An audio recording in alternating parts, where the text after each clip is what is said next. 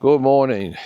Welcome to Walking Boxing. It is Monday, May the 19th, 2025. And not a lot happened over the weekend. We have Dave Allen, of course, over Johnny Fisher, but that's probably the only fight sort of note I think there was. Maybe I'm wrong. Oh, Sergey Bohachuk had a win. We'll get to that in a second. But, not the most exciting weekend. Boxing-wise, but plenty to come. Let's get to what happened on this day in boxing history. Back in 1952, Yoshio Shirei became the first Japanese world champion ever when he defeated Dado Marino by 15-round decision for the world flyweight title.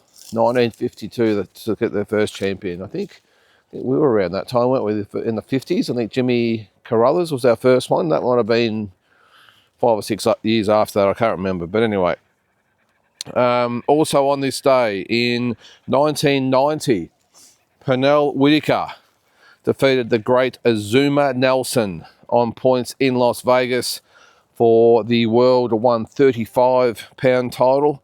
That was a big step up at the time. I remember Azuma Nelson was just, what a fighter he was, and he moved up to lightweight. And I probably to show what a great fighter he was, Pernell Whitaker made it sort of look easy, didn't he? He won a clear decision over Azuma Nelson, who the year after would go back and fight Jeff Fenech and survive a very controversial 12-round draw to retain that title in Las Vegas. Don't get me started on that one. All right, in 1991, Mexico's Ricardo Lopez defended his WBC strawweight title when he knocked out Japanese Kimio Hirano in 8 rounds in Japan. In 2007, Jermaine Taylor defeated Corey Spinks in Memphis, Tennessee in defense of his World 160-pound title. In 2018, Gary Russell Jr. defended his featherweight title against Jojo Diaz by decision in Maryland. And in 2018, Adonis Stevenson defended his 175-pound title with a draw against current cruiserweight champion Badou Jack, and that took place in Toronto, Canada. I actually saw Adonis Stevenson fight live, and it was a big event. It was actually in Toronto, and it was in 2015. We went there with, was it 2016, sorry. 2016. I think he fought, is it Tommy Carpenter, I think his name was. And it was a massive event. We went there with Shannon O'Connell. We went there for a training camp, and then we got offered a fight to fight in Toronto. And Shannon fought, what was her name? Can't remember her name. Jeez, I must be bloody losing it, I reckon, at the moment. I can't remember her name. But just an unbelievable fight. And also on that card was Razor Ruddock. Errol Spence was on the card as well. And it was really good because we've been part of Shannon's team. We are all sort of up close and personal to the whole event. It was just a really, really great night. Didn't end well for Shannon in that fight. It was a ripper fight. Now that I've said that, I'm going to have to just... Who the hell did she fight? Geez, it just must be early in the morning, I reckon. I can't remember. I know I'm getting off topic here, but I just need to see... Because if you haven't seen this fight on YouTube, then make sure you do, because it's one of the best fights you'll ever see.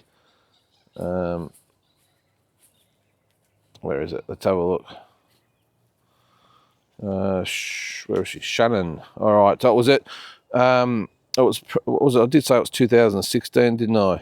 Sandy Zagoras, that was her name. Sandy Zagoras, and what a fight. If you haven't seen it on YouTube, check it out. Shannon O'Connell and, what did I say? No, Sandy Zagoras. But yeah, I'm just going to quickly check that card. I know I'm way off topic here just to even get us started, but the event was at the Ricoh Coliseum in Toronto. And the card was, Donna Stevenson, Tommy Carpenter, Errol Spence Jr. beat Chris Van Heerden, Shannon's fight.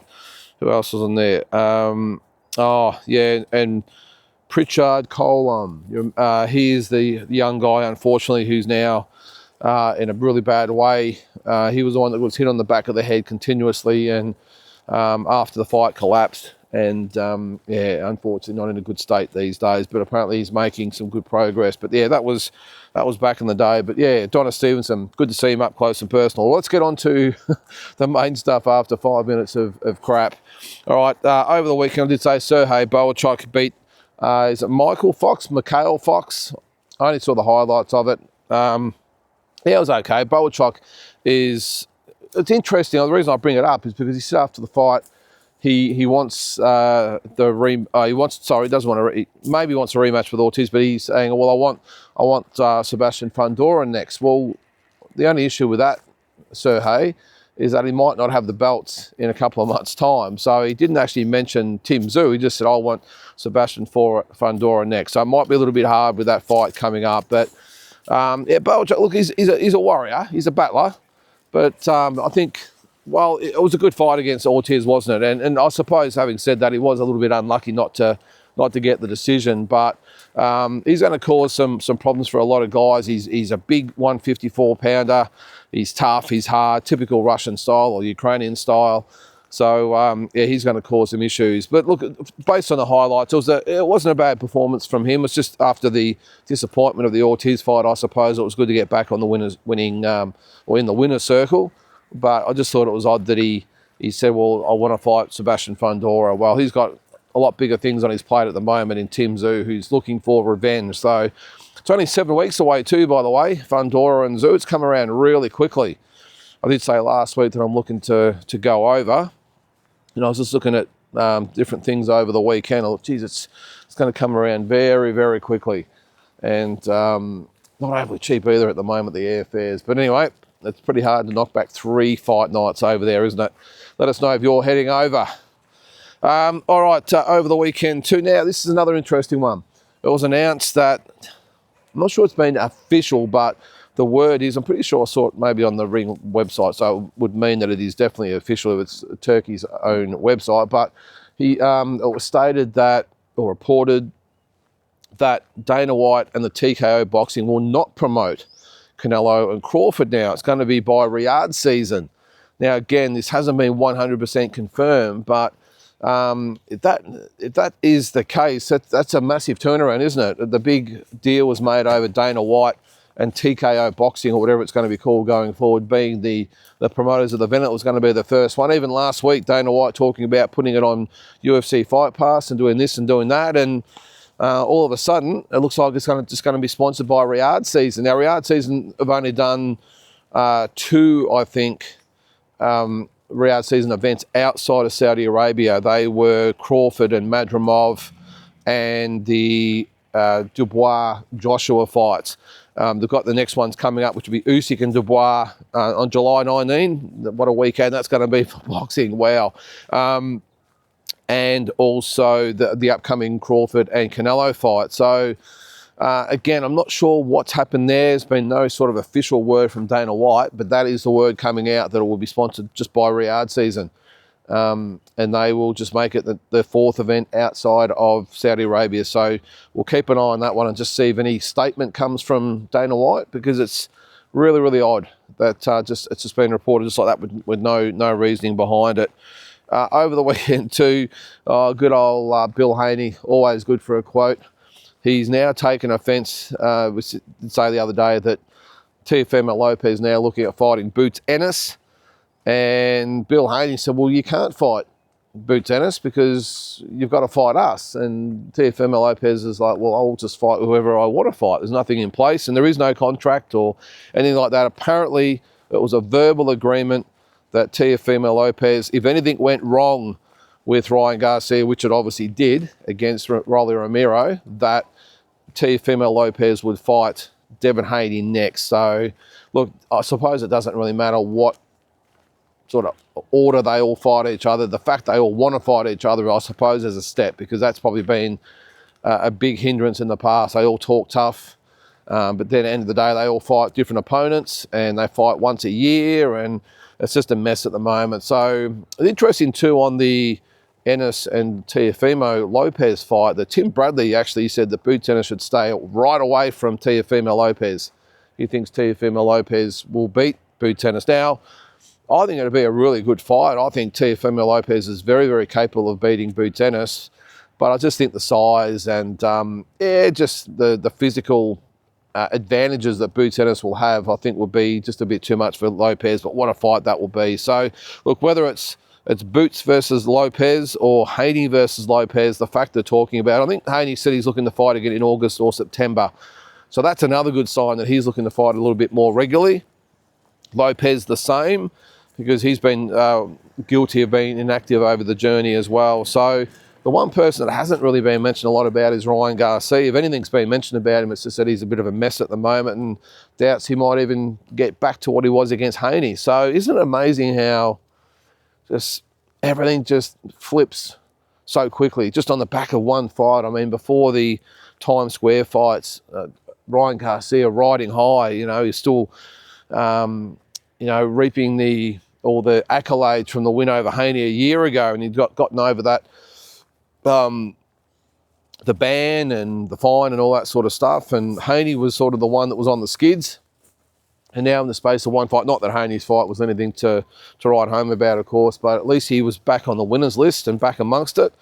And Ryan Garcia dropped that fight to Rolly Romero, and all of a sudden he's sort of on skid row at the moment as far as boxing goes. So let's hope he gets himself together. He's got so much to offer, Ryan Garcia. I just think he's one of those fighters that you're going to get a Haney performance where he's just unstoppable. And I think it just comes down to him as what sort of mental state that he's in and whether he's got the vibes. And obviously against Romero, he didn't have any of that. Give me a man, I'm just going to grab you. There's trucks and all that around here. But unfortunately, it's just one of those fighters where he's going to be up and then he's going to be down, which has been more obviously evidence in his last two fights. So can he get back? I mean, I saw him in the truck or the bus or whatever it was after the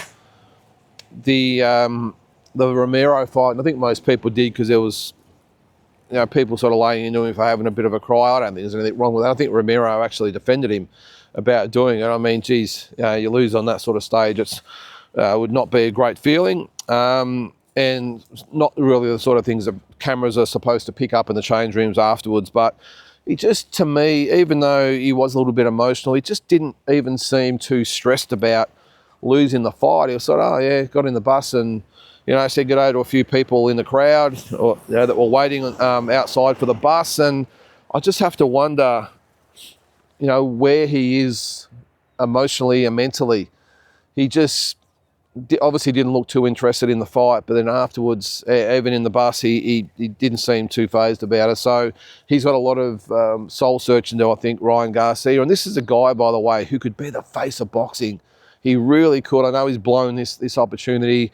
Maybe if he fought Romero again and beat him or beat Haney again, I'm not sure would get him back amongst it. But he just looks to me like a guy who was just content with beating Haney, and that was the highlight of his career. And it's almost like he's got a full belly now and really can't be bothered. I suppose that's probably the easiest way to describe it, isn't it? He just couldn't be bothered.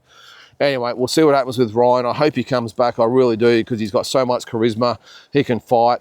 He just needs to work out what he's going to do, unfortunately. So now, a fight over the weekend that was sort of discussed, well, not officially or anything like that, but it was sort of brought up, was Shakur Stevenson. I know he's got a fight with William Zepeda coming up, but Eddie Hearn stated that there could potentially be a Shakur Stevenson and Conor Benn fight now, which seems bewildering, doesn't it? Because you've got Stevenson, who's fighting at 135, and you've got Ben who's looking to go up to maybe 154. I know he's at 147 now, but after his fight with Eubank at 160, he's looking to maybe go to 154. So it's a massive difference, but Eddie Hearn thinks he can make the fight. And he says both guys want the fight. He said both guys text him recently about the possibility of getting that fight together. Geez, you'd have to wonder how Shakur Stevenson would go. Oh, look, it's an intriguing fight because you've got Conor Benn, who would be the much bigger and stronger guy, and with all his limitations, he's tough and hard, and he just puts it on you and just throws bombs round after round after round. And then you got Shakur Stevenson, who has him more than covered as far as natural ability goes, but with those brittle hands, the size difference would be really prevalent as well. But who would win? I think ability to ability, it would be Shakur Stevenson hands down. But geez, Conor Benn showed against Chris Eubank, even though he's got those limitations, he will just keep coming. So who knows? Will we get Conor Benn versus Shakur Stevenson? I mean, we're looking at it now. These guys going up multiple divisions, with Crawford going up against Canelo. Could we see Shakur Stevenson move up and fight Conor Benn? The only thing for me is that, well, Conor Benn hasn't got anything to offer. With all the pats on the back he's gotten because of his his performance over Chris Eubank Jr., all of a sudden it's like he's got all these options and everyone wants to fight him and he's going to pick and choose what champion he's going to fight. I think he's just got to maybe check himself a little bit, or his team has to check himself. Hey, it was a great performance against Chris Eubank, who himself is a very limited fighter. Well, not very limited, but in my opinion, definitely not in the top sort of 5 or 6 of the division. And he did get beaten by him, but because it was a great fight watched by a lot of people in England, all of a sudden he's a bit of a player. So I'm not sure, but if he does happen to pick up a belt in the near future, then maybe that fight makes sense. I doubt Shakur Stevenson would fight him without a belt on the line. The problem is at 147, you got a guy named Boots Ennis sitting up there who has 2 of the belts, who Conor Benn doesn't lay a glove on in that fight. And then you've got Brian Norman, who I think would do a job on Benn as well. And then you've got Mario Barrios, who's got a fight with Manny Pacquiao coming up. And then if Pacquiao sort of wins that fight, then you would think that he will be the one that maybe wants to fight Boots or someone like that, which I don't think would be great, but let's worry about that when it happens, shall we? All right, and one last thing to finish on. It was really good. I think I mentioned the other day that was it last year? I think it was last year, if not the year before. I went to Fighters Heaven in Pennsylvania, near Philadelphia. And I drove up there and went to Muhammad Ali's sort of training camp and facilities and all that sort of stuff, fully renovated by, his name's, I think it's Michael Madden. I think he's the son of, who's the football superstar, the legend, the game, you know, the football game on, what is it, on Xbox or whatever it is. His son, it is anyway, has bought it and restored it, and it was an unbelievable experience getting there. Well, they're going to do tribute nights apparently, and to boxing. They really want to preserve the historical part of boxing, and apparently they're going to put on a weekend honouring Philadelphia boxing for starters, and that's on June 28th. So I'm going to try and get back there at some stage. I just thought it was awesome, and if they do these tributes to different parts of boxing history, I think it'd be great, because it's a massive, the whole setup is just awesome. It is really well done. You would think that Muhammad Ali is still training there. That's how well it's done. But yeah, June 28th, they're going to do a tribute weekend to Philadelphia boxing, and then apparently they're going to do them more regularly, at least once or twice a year, to honour different parts of the boxing world. So I just thought it was really good to give back, and what better place to do it than Fighters Heaven in Pennsylvania. It's in Deer Lake, actually. So if you ever over there, I know it's not many people get over that part of the world, but Deer Lake, Muhammad Ali's training camp, it was just unbelievable. And I think, if you haven't seen it, by the way, it's on one of my videos. I think it was last year, wasn't it? I'm just thinking maybe the year before when I was there for Cambosis, but it was last year when I was there for Canelo and Berlanga. Did that little mini tour of Pennsylvania. And yeah, if you haven't seen that, check out that video of my day at the Muhammad Ali Centre, Muhammad Ali's training camp in Deer Lake, Pennsylvania. It was just something that I look back with very, very fond memories, to see where he trained, fully restored training camp. It was awesome. So anyway, guys, that is going to do it for today. Don't forget, if you've got a question or a topic or something you want me to maybe discuss on here, make sure you just let me know, put it in the comments, or message me on Instagram or something like that, and I'll have a chat about it. But guys, that is going to do it for today. Hope you have a great Monday. We'll catch you tomorrow.